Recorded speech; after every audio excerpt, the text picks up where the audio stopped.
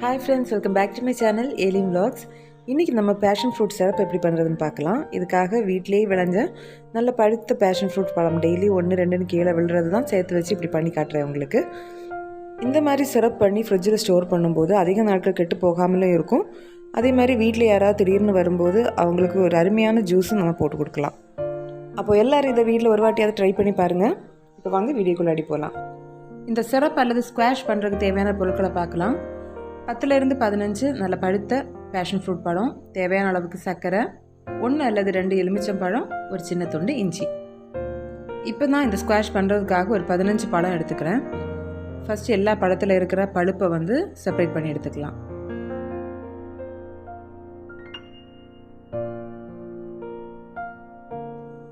அடுத்ததாக எடுத்து வச்சிருக்கிற இந்த ஜூஸில் இருக்கிற விதையை நீக்கிறதுக்காக மிக்ஸி ஜாரில் போட்டு ஒரு 2 வாட்டி லைட்டாக அடித்து அதை வடிகட்டி எடுத்துக்கலாம்.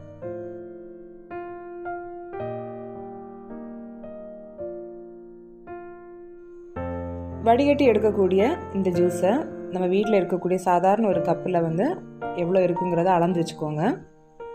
அடுத்ததாக ஸ்டவ் ஆன் பண்ணி ஒரு பாத்திரத்தை வச்சுக்கோங்க. நம்ம இப்போ இதில் தண்ணி சேர்க்க போகிறோம். 1 கப் ஜூஸுக்கு 1.5 கப் அளவுக்கு தண்ணி சேர்க்குறேன். 1.5 தான் சேர்க்கணும்னு கிடையாது.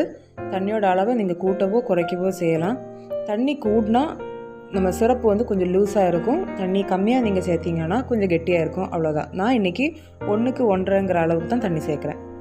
இதில் சேர்க்குற சர்க்கரையோட அளவும் அதே மாதிரி தான். 1 கப் ஜூஸுக்கு 1.5 கப் அளவுக்கு சர்க்கரை சேர்த்துக்கோங்க. அடுத்ததாக நம்ம எடுத்து வச்சுருந்த இஞ்சியை லைட்டாக தட்டி இதில் சேர்த்துக்கோங்க.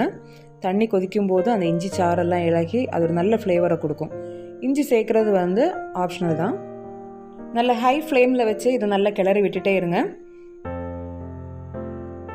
தண்ணி நல்லா கொதித்ததும் ஒரு 2 நிமிஷம் அதே ஹை ஃப்ளேம்லேயே வச்சதுக்கப்புறம் ஸ்டவ் வந்து ஆஃப் பண்ணிடலாம். அடுத்ததாக இன்னொரு பேனில் நம்ம ஏற்கனவே எடுத்து வச்சுருந்த பேஷன் ஃப்ரூட் ஜூஸை சேர்த்து நல்லா கொதிக்க வச்சு எடுத்துக்கலாம். இதையும் ஹை ஃப்ளேம்லேயே பண்ணலாம்.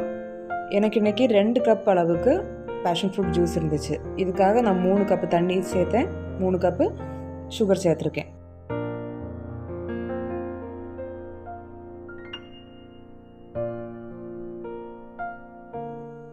இப்போ ஸ்டவ் ஆஃப் பண்ணிடலாம்.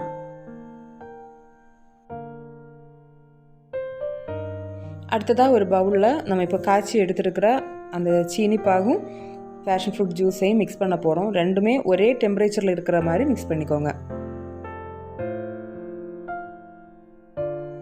இது கூடவே 1 டேபிள் ஸ்பூன் அளவுக்கு லெமன் ஜூஸ் சேர்த்து நல்லா மிக்ஸ் பண்ணி இதை வந்து ஆற விட்டுருங்க. அவ்வளோதான், நம்மளோட பேஷன் ஃப்ரூட் ஸ்குவாஷ் ரெடி ஆகிடுச்சு. இப்போ இது ஆறி ரெடியாக இருக்குது. இதை இப்போ ஒரு கிளாஸ் பாட்டிலில் ஈரம் எதுவுமே இருக்கக்கூடாது, அதில் விட்டு நம்ம ஃப்ரிட்ஜில் வந்து ஸ்டோர் பண்ணிக்கலாம். நான் இன்றைக்கி யூஸ் பண்ண அளவுக்கு எனக்கு 1/2 லிட்டரும் கொஞ்சம் அதிகமாகவும் சிரப் கிடச்சிருக்கு. அதுவும் ரொம்ப தண்ணியாகவும் இல்லாமல் அதே நேரம் ரொம்ப கெட்டியாகவும் இல்லாமல் நல்ல அருமையான ஒரு பதத்தில் கிடச்சிருக்கு. தேவைப்படும் போது இதே மாதிரி ஒரு கிளாஸில் கொஞ்சமாக அதில் எந்த அளவுக்கு இனிப்பு இருக்கோ அந்த அளவுக்கு அதுக்கேற்ற மாதிரி கொஞ்சமாக எடுத்து தேவையான அளவுக்கு தண்ணி சேர்த்து குடிக்கலாம். தேவைப்பட்டால் இது கூடவே 1 ஸ்பூன் அளவுக்கு அந்த ஃப்ரெஷ்ஷான பேஷன் ஃப்ரூட் பழுப்பும் கூட சேர்த்திங்கன்னா அந்த சீடு இதில் மிக்ஸ் ஆகி இருக்கும்போது பார்க்குறதுக்கு ரொம்ப அழகாகவே இருக்கும். அப்போ எல்லோரும் கண்டிப்பாக இதை வீட்டில் ட்ரை பண்ணி பார்ப்பீங்கன்னு நம்புகிறேன். அப்போ இன்னொரு வீடியோவில் நான் உங்களை சந்திக்கிறேன். Till that bye, take care.